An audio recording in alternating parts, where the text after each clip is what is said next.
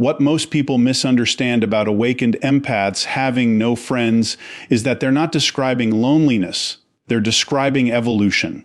When most people hear that highly sensitive, deeply aware individuals often find themselves alone, the assumption is that something went wrong, that they failed socially, that their emotional depth is a flaw that needs fixing, a wound that needs healing, a personality trait that needs softening. But that's completely backwards. The awakened empath doesn't lose friends. They outlive the conditions that made certain friendships possible.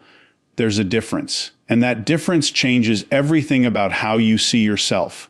Here's what actually happens. As a person develops genuine emotional intelligence, not the performative kind, not the kind that reads self-help books to seem more likable, but the raw, unfiltered ability to feel what's real beneath what's said, they become incompatible with pretense. And most human social structures are built almost entirely on pretense. Small talk, mutual validation, the silent agreement to never go too deep, the unspoken rule that says be real, but not that real. The awakened empath breaks that rule, not to be difficult, not to be superior, but because they physically cannot sustain the energy required to perform inauthenticity anymore. It costs too much, and they know it. So the friendships don't end because the empath pushed people away. They end because the empath stopped pretending the shallow end of the pool was the whole ocean. What looks like isolation from the outside is actually sovereignty from the inside. The ability to be alone without being lonely.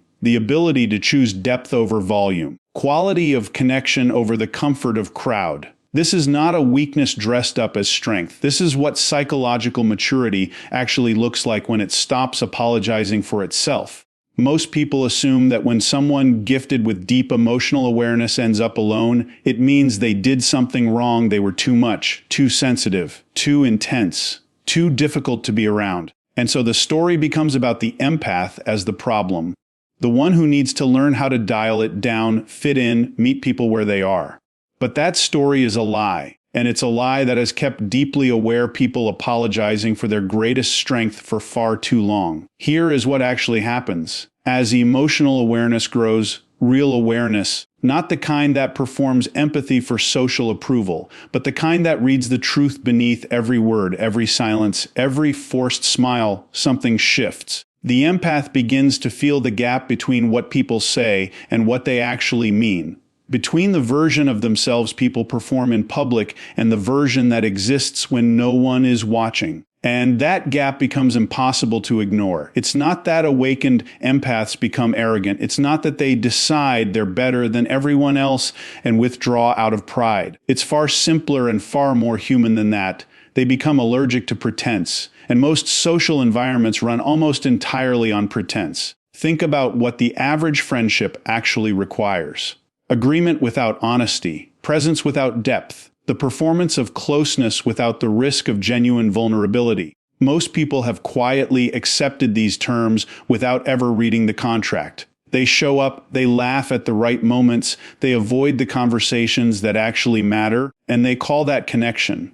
The awakened empath tries to live inside that structure and finds that it doesn't hold them, not because they're broken, but because they've grown beyond the size that structure was built for. You cannot fit a fully developed emotional intelligence into a relationship built on comfortable surface-level exchange. Something always breaks, and usually it's the relationship.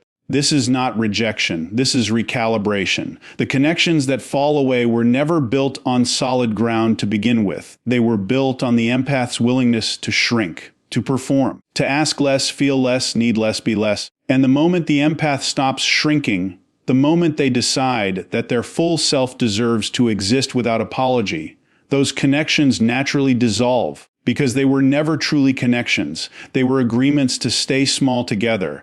What looks like social failure is actually a kind of biological incompatibility. The empath hasn't failed at friendship. They've simply become someone that counterfeit connection can no longer hold.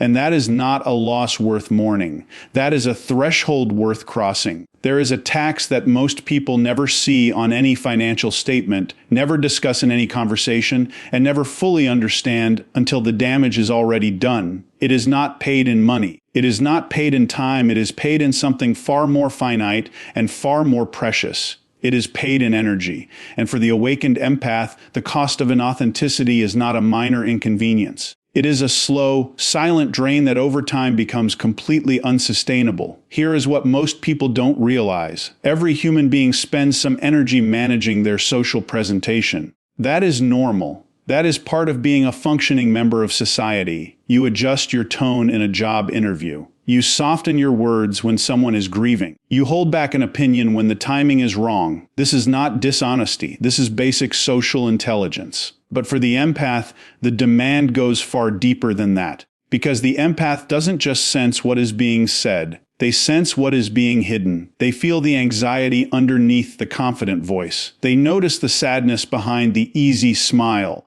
They register the resentment living inside the polite response. And this is the part that exhausts them, they are expected to pretend they don't. They are expected to respond to the surface while quietly absorbing everything beneath it. To hold a normal conversation while simultaneously processing layers of emotional information that the other person isn't even aware they're broadcasting. To smile and nod and keep things light while their nervous system is working overtime just to stay regulated inside a room full of unspoken truths. That is not socializing, that is labor, invisible, unacknowledged, relentless emotional labor. And when the relationship itself is built on performance, when the empath is expected to be a smaller, simpler, more palatable version of themselves just to keep the peace, the cost multiplies.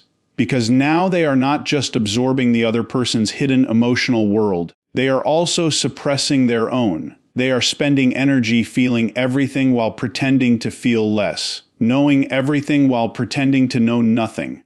Being everything while performing as something smaller. Over time, this doesn't just feel tiring. It feels like disappearing, like slowly erasing yourself one interaction at a time until you look in the mirror and struggle to recognize who is standing there. This is why awakened empaths withdraw, not out of arrogance, not out of antisocial tendency, but out of pure biological necessity. The body eventually refuses to keep paying a cost that returns nothing real in exchange. Protecting your energy is not selfishness, it is survival. And for the empath, it is the first and most honest act of self-respect they will ever choose. There is a word that society has quietly weaponized against deeply feeling people. It gets used as a diagnosis, as a warning, as a subtle form of shame dressed up as concern. That word is lonely. And the moment someone sees an empath choosing solitude, choosing quiet, choosing their own company over the noise of shallow connection, that word gets applied almost immediately. As if being alone is automatically a symptom of something gone wrong. But loneliness and solitude are not the same experience. They are not even close. And confusing the two has caused more unnecessary suffering in sensitive people than almost anything else. Loneliness is absence. It is the ache of wanting connection and finding nothing there. It is reaching out and touching empty space. It is being surrounded by people and still feeling completely unseen. Loneliness is not about being physically alone. Some of the most profoundly lonely moments a person can experience happen in a crowded room, at a dinner table full of family, inside a friendship that stopped being honest years ago. Loneliness is the gap between who you are and what the people around you are willing to meet. Solitude is something entirely different. Solitude is a choice. It is the deliberate decision to spend time in your own presence. Not because the world rejected you, but because your own inner world has become somewhere worth being. It is the difference between an empty house and a sanctuary. Same four walls. Completely different experience. For the awakened empath, solitude is not a consolation prize for failing at socializing. It is a place of genuine restoration. It is where the noise finally stops, where they stop absorbing everyone else's unspoken emotions and get to feel their own again. Where they stop translating, filtering, managing, and performing, and simply exist as themselves without the weight of every surrounding energy pressing against them. This is not escapism. This is maintenance. This is what it looks like to take care of a nervous system that has been working at full capacity simply by being in the presence of other human beings. And here is what develops inside that solitude quietly and without announcement. A relationship with the self that most people never build. A capacity for self-generated meaning that does not depend on external validation to feel real. an internal life so textured and alive that the empath stops needing the world to fill them up, because they have learned slowly and deliberately how to fill themselves. That is not isolation. That is independence at the deepest possible level. The awakened empath who has made peace with solitude is not waiting to be rescued from their aloneness. They are living inside it with full intention.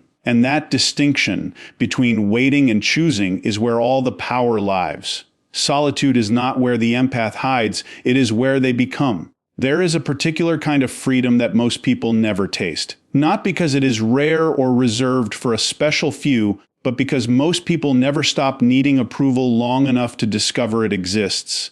It is the freedom that comes when external validation loses its grip, when the opinions, the reactions, the acceptance or rejection of other people simply stop being the measuring stick by which you determine your own worth. And for the awakened empath, this freedom is not found by becoming cold or detached. It is found by going deeper, so deep into their own emotional world that they eventually discover something solid at the center that no outside force can shake. This is the sovereignty principle, and it begins with understanding what emotional depth actually produces when it is allowed to fully develop without being suppressed or apologized for. Most people live with their sense of self located somewhere outside of themselves. Their confidence rises when they are praised and falls when they are criticized. Their sense of purpose depends on being needed.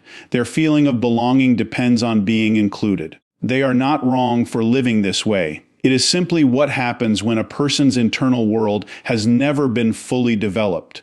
When the outside world becomes the only world that feels real. The empath, by nature, has access to something different because of the depth at which they process experience, emotionally, sensorially, psychologically. They accumulate an interior life that is extraordinarily rich. Every experience leaves a deeper impression. Every relationship, even the painful ones, adds layers of understanding. Every moment of solitude, rather than feeling empty, fills with reflection, meaning, and self-knowledge. Over time, this creates something remarkable. An internal world that is genuinely self-sustaining, not in an isolated or disconnected way, but in the way that a person who knows how to grow their own food is fundamentally different from a person who depends entirely on the store never closing. The empath develops an inner resource that does not run dry when the outside world withdraws its approval. And this is when the shift happens. This is when the need for external validation begins to quietly lose its power. Not because the empath becomes indifferent to human connection. They never do, and they never should. But because their sense of who they are is no longer held hostage by whether or not someone else confirms it. They stop shrinking their opinions to avoid conflict. They stop performing emotions they don't feel to make others comfortable. They stop editing themselves down to a size that is easier for the world to accept. Because the internal foundation is now strong enough that disapproval no longer feels like destruction. It feels like information.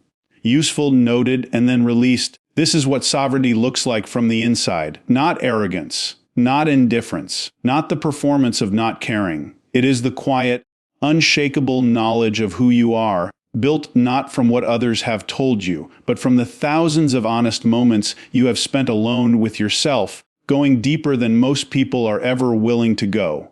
External validation is a currency that only has value if you keep agreeing to spend it. The awakened empath, at a certain point, simply stops agreeing, and in that moment they become ungovernable by anyone's opinion but their own.